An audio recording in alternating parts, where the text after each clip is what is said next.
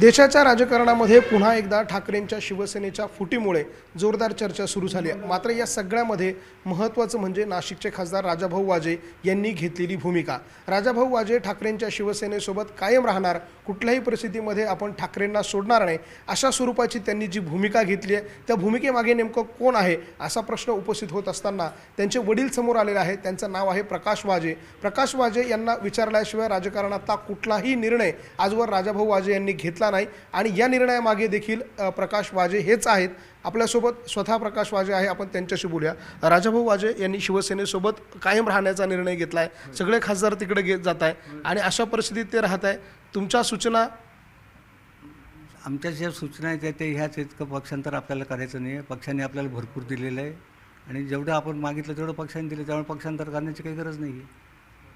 म्हणजे राजाभाऊ वाजे आपल्याला विचारल्याशिवाय आजवर कुठलाच निर्णय काहीच करणार नाही। आज त्यांनी मुळात जे लोक आले होते भेटायला त्यांना हेच सांगितलं की मी निर्णय काहीच घेऊ शकत नाही, मला माझ्या वडिलांना विचारावं लागेल, म्हणून ते लोक माझ्यापर्यंत आले विचारायला की तुम्ही म्हणजे समजून सांगायला मला का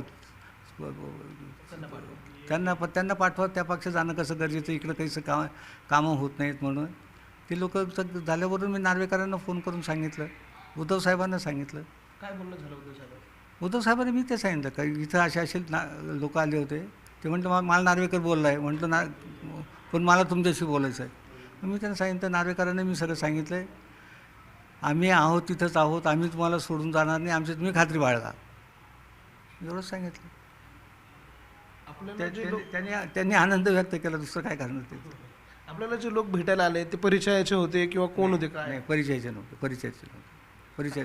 ठाण्याचे होते एवढं मला माहिती आहे, ठाण्याचे नव्हते। किती दिवस होते इथं ते आदल्या दिवशी आले, इथं मुक्काम राजाभाऊनी त्यांना जेव्हा सांगितलं की मला वडिलांनी विचारल्याशिवाय काही करता येणार नाही, त्या संध्याकाळ झाली होती वाटतं, मग ते सिन्नरला मुक्कामाला थांबले। दुसऱ्या दिवशी सकाळीच मला भेटले, 12-1 वाजता इथून, 9 वाजता आले, 12-1 वाजता इथून गेले। एक दिवसमध्ये गेल्यानंतर 14 तारखेला परत आले, 14 एप्रिलला परत आले। परत त्यांनी मला ते सगळं सांगितलं, मी त्यांना नाही म्हणून सांगितलं आणि शेवट सांगितलं का आमची उमेदवारी आहे ती शरद पवारांमुळे आम्हाला उमेदवारी मिळालेली आहे, आम्ही शरद पवारांच्या पुढे जाऊ शकत नाही आणि शरद पवारांना त्या विश्वासास आम्हाला, त्यांच्या आणि ठाकरेंच्या विश्वासास आम्हाला तडा जाऊ द्यायचा नाही। ऑफरमध्ये नेमकं काय इतके दिवस 4-5 तास चर्चा केली, काय नेमक्या चर्चा झाल्या?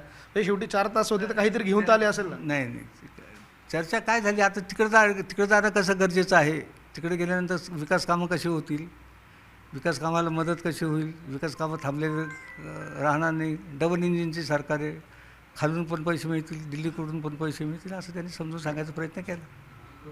कोणी ओळखीचे चेहरे होते का? नाही, खरंच कुणीच ठाण्याचे माणसं माझ्याकडे ओळखीचे खरं। पण हे सगळं कोण ऑपरेट करावं? तुमचा इतका वर्षाचा राजकारणातला अनुभव आहे, प्रदीर्घ अनुभव, हे सगळं कोण ऑपरेट करत असावं असं आपल्याला वाटतं? नाही, आता हे तर सरळ आहे, आता शिंदेसाहेब सोडून दुसरं कोण ऑपरेट करणार आहे? शिंदेसाहेबच ऑपरेट करत असतात।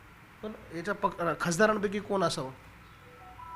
नाही सांगता येईल, मी एकही खासदाराला ओळखत नाही, मी दिल्लीला अजून गेलेलो नाही, तेव्हा कुठल्या खासदाराची माझी ओळखच नाही।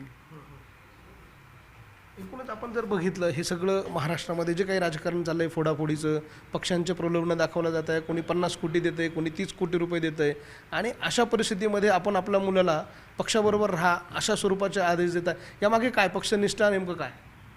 साहेब, ही पक्षनिष्ठापेक्षा आमच्या कुटुंबाची ही नाशिक जिल्ह्यामध्ये असलेलं लौकिक आहे की माझे वडिलांनी राजकारण केलं, NDCC बँकेचे चेअरमन पण होते, माझी आई नगराध्यक्ष होती, माझी काकू होती, एक नव्या पैशाचा भ्रष्टाचार शिंतोडा आमच्या कुटुंबाच्या अंगावर उडालेला नाही आणि हे असं हे करून कुटुंबाचं नाव घालवायचं काम आम्हाला करायचं नाही होतं। आता हे जेवढे लोकसभेला राजाभाऊला मतं मिळाली तेवढे तर 50-60 हजार लोक मत होता, हे भ्रष्टाचार करणारे माणसं नाहीत या कारणामुळे मिळाले असावेत असा आमचा अंदाज आहे।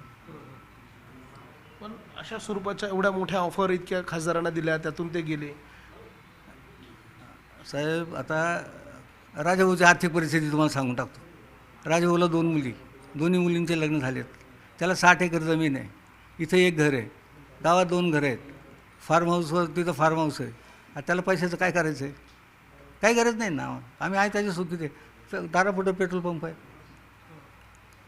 म्हणजे 2 वेळेची आम्हाला भ्रांत नाही आणि जास्त पैशाचा लोभ नाही, आमच्याजवळ आहे तेवढं भरपूर आहे। तुमचा हा निर्णय खरं तर एक आदर्श असा निर्णय असं आपण मानतो.